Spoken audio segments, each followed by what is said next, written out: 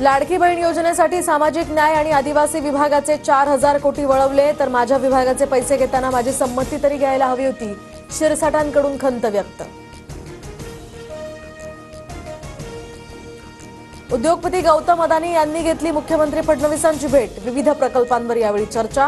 अदानींचे मुंबईत धारावी पुनर्विकास प्रकल्पासह आणखी 4 प्रकल्प निर्माणाधीन. जयंत पाटील आमच्याकडे येतील, मी नाराज नाही, मला बाहेर बोलण्याची चोरी आहे. जयंत पाटलांच्या वक्तव्यानंतर गुलाबराव पाटलांचा दावा. औरंगजेबाची कबर उद्ध्वस्त करण्याचा बजरंग दलाचा इशारा. तर सरकारनं औरंगजेबाची कबर काढावी, नाहीतर आम्ही बाबरीप्रमाणे उद्ध्वस्त करू. बजरंग दल आक्रमक. छत्रपती संभाजीनगरमधील औरंगजेबाच्या कबरीच्या सुरक्षेमध्ये वाढ. तर एक SRPFची तुकडी आणि 2 पोलीस अधिकारी त्या ठिकाणी तैनात. पतीवर खोटा गुन्हा दाखल. रानडुक्कर पकडण्यासाठी ढाकणे गेले होते, तर खोक्या भोसलेच्या पत्नीची प्रतिक्रिया. दरम्यान रील्स बनवण्यासाठी मुकादमानं पैसे आणल्याचाही दावा.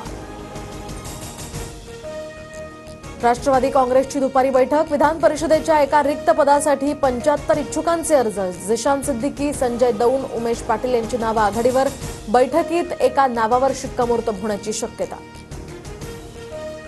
महाराष्ट्रात उष्णतेची तीव्र लाट. मुंबईतील तापमान सुद्धा आता 34 अंशांच्या पुढे. तर विदर्भ, उत्तर महाराष्ट्रात कमाल तापमान 40 ते 41 अंशांवर.